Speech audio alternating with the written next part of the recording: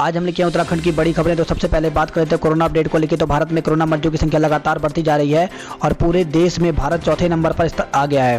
तो भारत में कोरोना मरीजों की संख्या 4,11,727 हो गई है। वहीं 13,277 लोगों की मौत हो गई है, जबकि पिछले 24 घंटे में कोरोना के 15,000 नए मामले सामने आए हैं। उत्तराखंड की बात करें तो उत्तराखंड में भी कोरोना के मामले बढ़ते जा रहे हैं और उत्तराखंड में कोरोना के 43 नए मरीज सामने आए हैं। तो प्रदेश में रविवार को 43 और लोगों में कोरोना की पुष्टि हुई है। इन्हें मिलाकर प्रदेश में संक्रमित मरीजों की संख्या 23,044 हो गई है। स्वास्थ्य विभाग के अनुसार रविवार को 904 सैंपल निगेटिव मिले। हरिद्वार जिले में 12 संक्रमित में से 2 दिल्ली, 2 मुजफ्फरनगर, 2 हरियाणा, 2 फरीदाबाद, 1 नोएडा से लौटे हुए और 2 मरीज संपर्क में आए हुए हैं। देहरादून में 6 लोगों में कोरोना पॉजिटिव मिला है। इनमें 2 दिल्ली से लौटे हैं और 4 मरीज संपर्क में आए हुए हैं। वहीं चमोली में 9, टिहरी जिले में 6, पौड़ी में 4, रुद्रप्रयाग जिले में 4, अल्मोड़ा और उत्तरकाशी में 1-1 संक्रमित का मामला सामने आया है। तो इस प्रकार से अगर हम बात करें तो उत्तराखंड में कोरोना मरीजों की संख्या 2344 हो गई है। वहीं 1500 लोग ठीक भी हो गए हैं, जबकि अब 802 केस एक्टिव हैं। 27 लोगों की मौत हो गई है। तो अल्मोड़ा में कोरोना मरीजों की संख्या 138 हो गई है। बागेश्वर में 59, चमोली में 63, चंपावत में 48, देहरादून में 606, हरिद्वार में 271, नैनीताल में 366, पौड़ी गढ़वाल में 99, पिथौरागढ़ में 64, रुद्रप्रयाग में 60, टिहरी गढ़वाल में 376, उधम सिंह नगर में 137 और उत्तरकाशी में 57। टोटल मामले कोरोना के 2344 हो गए हैं। और इस साथ महाकुंभ का आयोजन अगले वर्ष समय पर ही होगा, तो सीएम ने कहा है। तो अखाड़ा परिषद की मांग पर सीएम ने जताई सहमति। तो मुख्यमंत्री त्रिवेंद्र सिंह रावत ने यह साफ कर दिया कि महाकुंभ 2021 में ही आयोजित होगा। सीएम ने अखाड़ा परिषद के संत महात्माओं के साथ हुई बैठक में ज्योतिष गणना के अनुसार महाकुंभ कराने की उनकी मांग पर सहमति जता दी है। तो इस प्रकार से सीएम आवास पर अखाड़ा परिषद के संतों के साथ मुख्यमंत्री त्रिवेंद्र सिंह रावत की वार्ता हुई है। बात करते हैं मौसम अपडेट को लेके। तो देहरादून समेत 7 जिलों में भारी बारिश की चेतावनी दी गई है। तो उत्तराखंड में कुछ जगह पर 22 जून को सक्रिय हो जाएगा मानसून। तो उत्तराखंड में अगले 4 से 5 दिन तेज बारिश की संभावना है। देहरादून समेत 7 जिलों में तेज बारिश हो सकती है। वहीं कुछ जिलों में भारी से बहुत भारी बारिश होने की संभावना है। मौसम विभाग के अनुसार 22 जून को प्रदेश में कुछ जगह मानसून सक्रिय होगा, जबकि 23 से पूरे प्रदेश में मानसून आ जाएगा। इसके साथ ही प्रदेश में बारिश में तेजी की संभावना है। मौसम विज्ञान केंद्र निदेशक विक्रम सिंह के अनुसार 22 से 25 जून तक प्रदेश में बारिश की संभावना है। देहरादून, पिथौरागढ़, नैनीताल, चंपावत, बागेश्वर और पौड़ी जिले में 22 को कहीं कहीं बारिश हो सकती है। वहीं 23 और 24 जून को देहरादून, नैनीताल, बागेश्वर व पिथौरागढ़ जिले में भारी से बहुत भारी बारिश हो सकती है। उधम सिंह नगर, चंपावत, टिहरी और पौड़ी जिले में कहीं कहीं भारी बारिश होगी। वहीं 25 को देहरादून, नैनीताल, पौड़ी, टिहरी, पिथौरागढ़, बागेश्वर, चंपावत में तेज बारिश हो सकती है। तो उत्तराखंड में प्राथमिक शिक्षक भर्ती को लेकर बड़ी खबर आई है। उत्तराखंड में प्राथमिक शिक्षक भर्ती जो कि काफ़ी लंबे समय से लटकी हुई है हाई कोर्ट में, और इसमें जो भर्ती है वो मेरिट के आधार पर और साथ ही वर्षवार वरिष्ठता के आधार पर, इन सभी को लेकर के ये भर्ती प्रक्रिया हाई कोर्ट में चली गई थी। तो अब जो है इसकी सुनवाई 24 को है। तो सरकारी स्कूलों में बेसिक शिक्षकों की भर्ती पर छाया कुहासा जल्द छट सकता है। बेसिक शिक्षक भर्ती के मानक, टीटी की बाध्यता और वर्षवार बीएड वरिष्ठता समेत 40 से ज़्यादा रिट पर 24 जून को हाईकोर्ट में सुनवाई प्रस्तावित है। हाईकोर्ट ने अलग अलग रिट को संयुक्त कर दिया है। भर्ती का विषय न्यायिक विचाराधीन होने से की वजह से भर्ती की प्रक्रिया रुकी हुई है। अपर निदेशक बेसिक BS रावत का कहना है कि हाईकोर्ट के आदेश के अनुसार ही इस पूरे मामले की कार्रवाई की जाएगी। तो बड़ी खबर है। इस प्रकार से जो प्राथमिक शिक्षक भर्ती, अगर इसकी सुनवाई 24 को हो जाती है तो उसका रिजल्ट जल्दी घोषित कर जाएगा, क्योंकि 2000 से ज़्यादा पद प्राथमिक शिक्षक भर्ती में खाली हैं और जब ये भर्ती की सुनवाई पूरी हो जाएगी उसके बाद ही नई भर्ती आएगी। तो इस प्रकार से यहाँ पे देख सकते हैं कि मालूम हो कि शिक्षा विभाग में 2000 से ज़्यादा पदों पर नए सिरे से भर्ती प्रस्तावित है। इसमें NCTE के मानक के अनुसार शैक्षिक योग्यता पूरी नहीं करने वाले शिक्षा मित्र और करीब 500 सामान्य रिक्तियों पर भर्ती होनी है। पहले से कार्य शिक्षा मित्रों को सरकार ने 2 भर्तियों में शामिल होने और 12 अंकों का अतिरिक्त वेटेज देने की व्यवस्था की है। तो जो शिक्षा मित्र उनको जो नई भर्ती आएगी उसमें 12 अंकों का अतिरिक्त वेटेज भी दिया जाएगा। वहीं उत्तराखंड बोर्ड की परीक्षाएं आज से शुरू होने जा रही हैं। तो हाई स्कूल और इंटरमीडिएट की 2 पाली में आज से शुरू होंगी परीक्षाएं। तो 12,000 बच्चे जो हैं बोर्ड परीक्षाएं देंगे। तो कोरोना संकट के बीच हाई स्कूल और इंटरमीडिएट की 12,000 छात्र छात्राओं सोमवार यानी आज बोर्ड परीक्षा देंगे। तो तो परीक्षा कक्ष में प्रवेश से पूर्व सभी छात्र छात्राओं को थर्मल स्क्रीनिंग की जाएगी। सभी परीक्षार्थियों को अनिवार्य रूप से मास्क पहनना होगा। बगैर मास्क के किसी भी परीक्षा कक्ष में प्रवेश नहीं दिया जाएगा। तो एलएसी पर चीन ने फिर दुस्साहस किया तो हथियार उठा सकती है सेना। तो फौज को खुली छूट मिल गई है। रक्षा मंत्री ने कहा घुसपैठ का मुंहतोड़ जवाब दें। तो चीन के किसी भी दुस्साहस का मुंहतोड़ जवाब देने के लिए भारतीय सेना को खुली छूट दे दी गई है। भारत ने वास्तविक नियंत्रण रेखा यानी एलएसी पर आमने सामने की स्थिति में जवानों को हथियार उठाने की अनुमति दे दी है। असाधारण परिस्थितियों में अब फील्ड कमांडर इस पर खुद फैसला ले सकेंगे। गलवान घाटी की घटना के बाद रविवार को रक्षा मंत्री राजनाथ सिंह की उच्च स्तरीय बैठक में सामरिक दृष्टिकोण से यह बड़ा बदलाव लिया गया है। और वहीं खबर आई है चीनी अफसर समेत 15 सैनिक थे भारत के कब्जे में। तो मीडिया रिपोर्ट के मुताबिक गलवान की घटना के मामले में सरकार को सौंपी गई रिपोर्ट के मुताबिक चीन की सेना के एक अधिकारी समेत 15 जवान भारतीय सेना के कब्जे में थे। वहीं केंद्रीय मंत्री व पूर्व सेना अध्यक्ष जनरल बीके सिंह ने एक साक्षात्कार में कहा कि भारत के अगर 20 जवान शहीद हुए तो चीन के इसके दुगने यानी कम से कम 40 सैनिकों की जान गई थी। और वहीं चीन नेपाल सीमा पर पहुंचे शीर्ष सैन्य अफसर तो आईटीबीपी, एसएसबी और आईजी, डीआईजी और सेवा के कर्नल रैंक के अधिकारियों ने लिपुपास, काला पानी और नाभी डांग का जायजा लिया है। तो सीमा पर चीन और नेपाल की गतिविधियों को देखते हुए भारतीय सुरक्षा एजेंसियां अतिरिक्त सतर्कता बरत रही हैं। सीमाओं पर तैनात अर्धसैनिकों बलों ने शीर्ष अधिकारियों ने भी सुरक्षा की व्यवस्था का जायजा लिया है। वहीं जोशीमठ से भी बड़ी खबर आई है जहां पर चीन सीमा क्षेत्र में सेना ने सतर्कता बढ़ा दी गई है। तो लद्दाख और भारतीय सैनिक पर चीन की ओर से किए गए हमले के बाद सेना ने सीमा क्षेत्रों में सतर्कता बढ़ा दी है।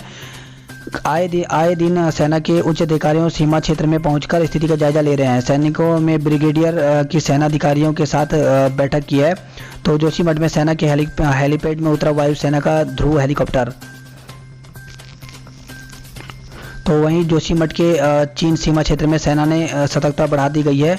और वहीं खबर आई है चिन्याली सेठ से जहाँ पे व्यापारियों ने चीन का पुतला फूंका है। इसी के साथ अगर बात करें तो नेपाल भी इस समय मानने का नाम नहीं ले रहा है। तो नेपाल के एफएम रेडियो पर बज रहे हैं भारत विरोधी गाने। तो नेपाल के एफएम रेडियो पर भारत विरोधी गाने बजाए जा रहे हैं। इन गानों में भारत में काला पानी, लिपुलेख और ओलंपियाधुरा को नेपाल की भूमि बताया जा रहा है।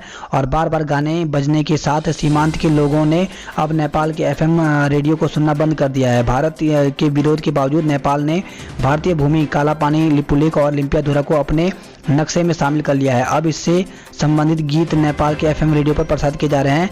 हमरो हो यो काला पानी, लिपुलेख, ओलंपियाधुरा, उठा जागा वीर नेपाली, तो इस प्रकार के गाने बजाए जा रहे हैं।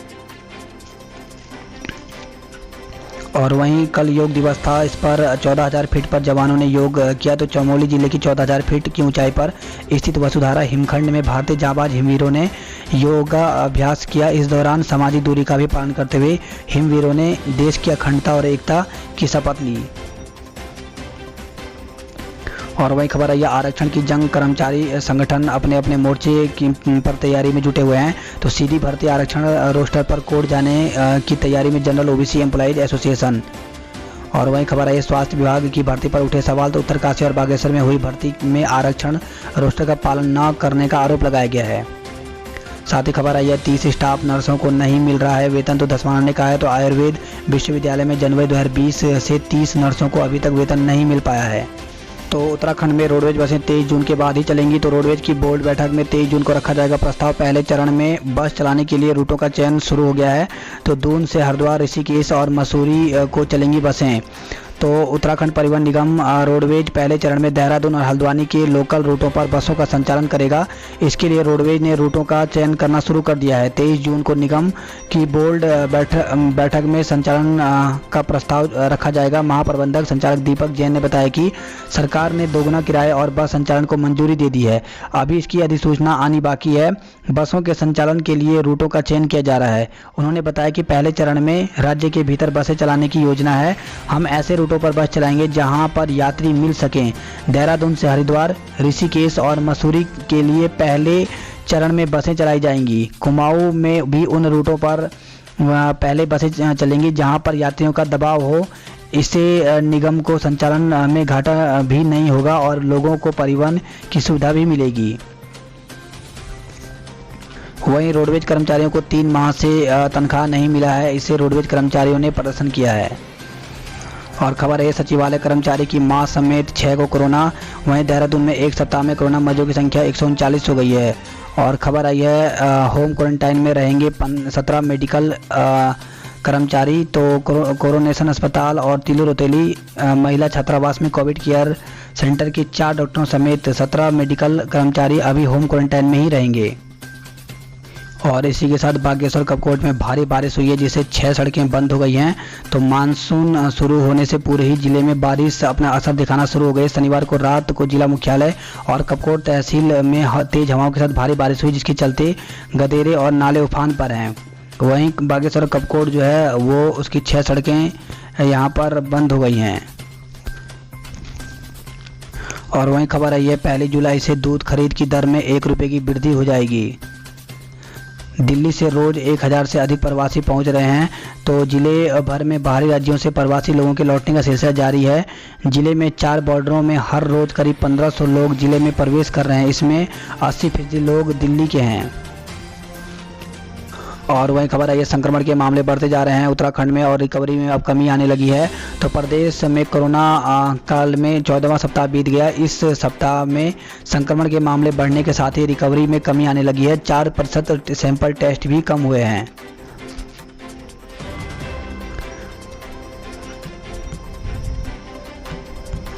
वहीं खबर आई है कर्णप्रयाग से, जहां पे सुलग रहे हैं तोप और फटाली के जंगल। तो लॉकडाउन के दौरान जहां पहाड़ी क्षेत्रों में इस साल जंगलों में पेड़ पौधों की संख्या में बढ़ोतरी हुई थी, वहीं गर्मी बढ़ने के साथ ही लगातार चीड़ के जंगलों का जलना जारी है। और वहीं वैज्ञानिक दिल्ली में आए भूकंप के अध्ययन में जुटे हुए हैं। तो 3 माह में 18 बार आ चुका है भूकंप। दून स्थित वाडिया इंस्टीट्यूट पर हर चीज़ पर नज़र रख रहा है। तो नई दिल्ली सहित एनसीआर के आसपास के क्षेत्रों में पिछले 3 माह से आए 18 भूकंपों ने भूवैज्ञानिकों की चिंता बढ़ा दी है। Wadia institute of Himalaya geology के वैज्ञानिक ने तमाम भूकंपों का अध्ययन करने में जुटे हुए हैं। और वहीं खबर है देवस्थानम बोर्ड के खिलाफ केदारनाथ में धरना। तो पुरोहितों ने लगाया उपेक्षा का आरोप। बीकेटीसी को फिर अस्तित्व में लाने की मांग की है। और इसी साथ खबर है रामनगर नैनीताल से, जहां पर बांगा झाला में शावकों के साथ दिखी बाघिनी। तो पिछले दिनों ढिकोली गांव के 2 गायों को अपना निवाला बनाने वाली बाघिनी अपने 3 शावकों के साथ बांगा झाला नदी के पास दिखाई दी है। और वहीं खबर आई है बैंक मित्र की हत्या और लूट के आरोपी मुठभेड़ में दबोचे गए हैं।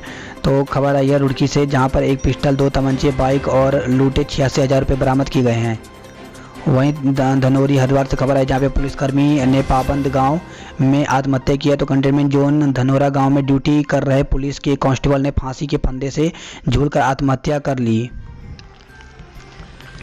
वहीं व्यापारियों ने टैक्स में छूट देने की बात कही है।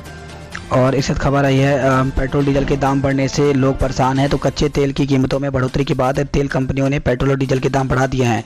तो पेट्रोल के दाम जो हैं वो बढ़कर के 80 रुपये 69 पैसे पहुँच गए हैं। और वहीं लोक गायक और रंगकर्मी जीत सिंह नेगी का निधन हो गया। तू होली ऊंची डांडियों का वीरा से हासिल हुई थी पहचान। तो खामोशी से चला गया गढ़वाली गीतों का पुरोधा। तो गढ़वाल के प्रसिद्ध लोक गायक, रचनाकार, रंगकर्मी जीत सिंह नेगी का रविवार को बेहद खामोशी के साथ दुनिया को अलविदा कह गए। 1947 में यंग इंडिया ग्रामोफोन कंपनी ने 1949 में 6 गीतों का रिकॉर्ड किया था। वहीं देहरादून से खबर है फोन 4 माह से बंद, आरटीओ बेखबर। तो संभागीय परिवहन कार्यालय ने पंजीकरण के लिए जारी किए नंबर, वाहन मालिक परेशान हैं।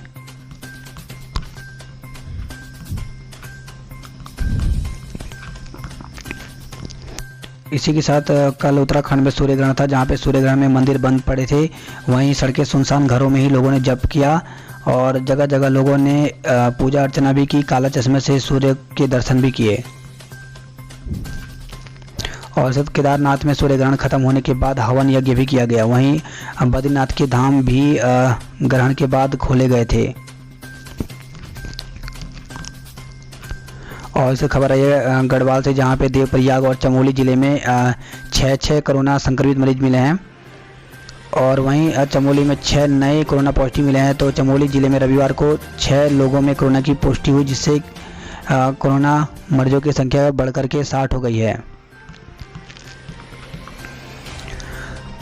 वहीं खबर आई है कोटद्वार डुगड्डा लैंसडाउन से, जहां पे बाजार बंद थे और उनको सैनिटाइज किया गया है।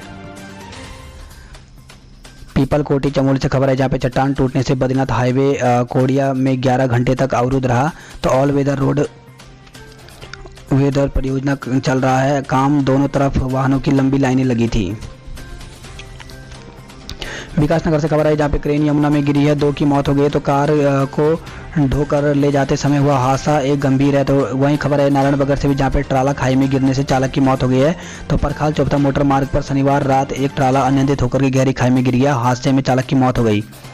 खबर है टिहरी के कंडी सौड़ से, जहाँ पे हादसे में घायल वाहन चालक ने दम तोड़ दिया। तो नगुण भवान मोटर मार्ग पर नाग राजाधार के समीप 19 जून को हुई कार दुर्घटना में घायल वाहन चालक ने दम तोड़ दिया है। बात करते हैं हरिद्वार की खबरों की। तो हरिद्वार में भी जगह जगह पर योग दिवस पर योग किया गया है। वहीं बाबा रामदेव ने भी योग किया। तो पतंजलि योग पीठ में मुस्लिम समुदाय के लोगों के साथ योगाभ्यास करते गुरु स्वामी रामदेव। वहीं सूर्य ग्रहण समाप्त होने के बाद हर की पौड़ी में लोगों ने गंगा स्नान और आरती की है। इस खबर आई है हरिद्वार दिल्ली हाईवे पर पुल बनाने का काम लटका। तो हाईवे चौड़ीकरण के तहत बनने हैं 2 पुल। उत्तर प्रदेश में अभी तक नहीं दी नहरबंदी की अनुमति। और वहीं खबर आई है रुड़की से, जहां पे 3 तलाक मामले में ससुरालियों पर केस किया गया है। तो विवाहिता के साथ मारपीट करने और 3 तलाक देने के मामले में पुलिस ने पति, सास और ससुर सहित 7 ससुरालियों पर मुकदमा दर्ज किया है। और वहीं खबर आई है धनौरी हरिद्वार से, जहां पे पाबंद गांव में कांस्टेबल ने आत्महत्या कर ली। तो उत्तरकाशी में थी तैनाती, एक पखवाड़े पहले आया था यहां। भगवानपुर रुड़की से खबर है, जहाँ पे स्कूल में लटका मिला युवक का सड़ा गला शव। तो देवबंद निवासी एक युवक का शव राजकीय प्राथमिक विद्यालय शहीदपुर के कमरे में फांसी के फंदे पर लटका हुआ मिला। अंदर से बदबू आने पर ग्रामीणों ने पुलिस को सूचना दी। मौके पर पहुंची पुलिस ने शव को पोस्टमार्टम में लेकर के भेज दिया है। वहीं शव करीब 3 से 4 दिन पुराना बताया जा रहा है। लक्सर में खबर है, जहाँ पे 2 पक्षों में मारपीट के बाद 3 लोग घायल हो गए हैं। बात करते हैं हल्द्वानी नैनीताल की खबरों की। तो कुनबे के साथ नजर आई बागिन। वहीं क्वारंटीन नियमों के से सभी लोग परेशान हैं। तो कारोबारी ज़्यादा परेशान है, कहा व्यापार को लग रहा है झटका। तो लॉकडाउन में ढील के बाद काम धंधे फिर से शुरू हो गए हैं, लेकिन एक से दूसरे राज्य में जाने के लिए निर्धारित क्वारंटाइन नियमों से लोग परेशान हैं। व्यापारियों की पीड़ा है कि दूसरे शहरों में जाने पर उन्हें क्वारंटाइन होना पड़ रहा है। क्वारंटाइन नियमों की वजह से लेबर मिलना भी मुश्किल हो गए हैं।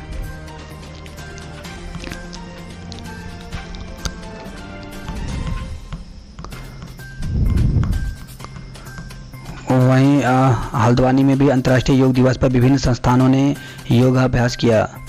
नैनीताल जू में पहुंचे 18 पर्यटक। तो नैनीताल जू में रविवार को पर्यटकों के पहुंचने से अधिकारियों और कर्मचारियों में आगे भी अधिक संख्या में सैलानियों के पहुंचने की उम्मीद जगी है। इसके अलावा हिमालयन बॉटनिकल गार्डन एवं वुडलैंड वाटरफॉल के खुलने से नगर क्षेत्र में काफ़ी रौनक बढ़ गई है।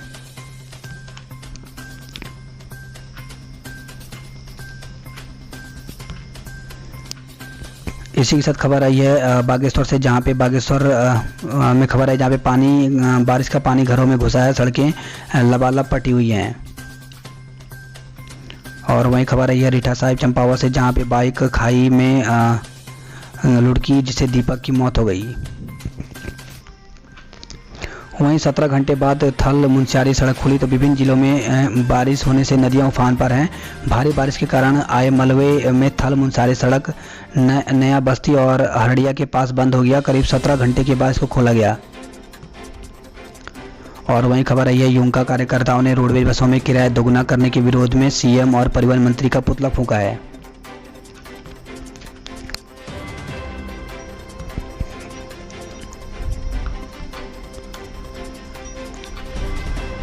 वहीं खबर आ रही है हर कदम पर हम हैं सेना के साथ, चीन को देंगे मुंह तोड़ जवाब। तो सीमा पर पहुंचे सुरक्षा बलों के शीर्ष अधिकारी। सभी शिक्षकों के लिए स्पष्ट नियमावली बनाई जाए। तो प्राइवेट स्कूलों के शिक्षक विधायक के माध्यम से भेजेंगे सीएम को पत्र। वहीं गांव तक सड़क पहुंचाने पर जेसीबी ऑपरेटर का स्वागत किया गया है। तो खबर आई है पिथौरागढ़ गंगोलीहाट से, जहां पे भराड़ी से डूंगा चौड़ा तक सड़क बनाने के लिए ग्रामीणों में खुशी का माहौल है। सड़क पहुंचने के बाद ग्रामीणों ने जेसीबी ऑपरेटरों को भी समारोह पूर्वक सम्मानित किया है और शारदा में 30 तक खनन जो है वो जारी रहेगा। बात करते हैं उधम सिंह नगरों की खबरों की, तो उधम सिंह नगर से खबर आई है जहाँ पे बोर्ड परीक्षाओं की शेष परीक्षाएं आज से, वहीं बोर्ड परीक्षाओं से पूर्व जो है वो कक्षाओं को सैनिटाइज किया गया है।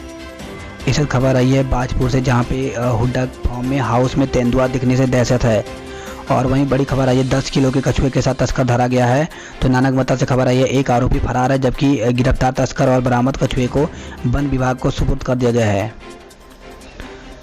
बाजपुर से खबर है जैसे शीशम और जलोनी लकड़ी से भरे 2 वाहन पकड़े गए हैं। वहीं खबर आ रही रुद्रपुर से, जहाँ पे क्वारंटाइन किए जाने के डर से नहीं आ रहे यूपी के श्रमिक, तो कारोबार के साथ धान की रोपाई भी प्रभावित हो रही है। कारोबारियों और किसानों को हो रहा है आर्थिक नुकसान। रामपुर बॉर्डर पर जांच के नाम पर सिर्फ दिखावा हो रहा है। कोरोना के बढ़ते खतरे के बावजूद पुलिस और प्रशासन कर रही है खानापूर्ति। तो जिले के रामपुर बॉर्डर पर वाहनों की चेकिंग के नाम पर हो रही हिला हवाली भारी पड़ सकती है। हरियाणा और दिल्ली नंबर के माल भार वाहनों को बॉर्डर के चालक पर हेल्पर के बिना मेडिकल जांच किए रुद्रपुर भेजा जा रहा है। वहीं किच्छा खटीमा रुद्रप्रयाग से खबर है, जहाँ पे पूर्ण सूर्य ग्रहण होते ही ऐसा लगा जैसे शाम हो गई हो। वहीं युवाओं ने चीन के राष्ट्रपति का पुतला फूंका है। तो रुद्रपुर से खबर है, जहाँ पे चीन के खिलाफ लोगों में बढ़ता जा रहा है आक्रोश, नारेबाजी और शहीदों को श्रद्धांजलि दी गई है। श्री गुरुद्वारा और नानक मत्ता साहिब प्रबंधन कमेटी ने प्रशासनिक कार्यालय में किया फेरबदलाव। तो प्रबंधक रणजीत सिंह को कार्य मुक्त कर रणजीत सिंह ढिल्लो को बनाया कार्यवाहक प्रबंधक।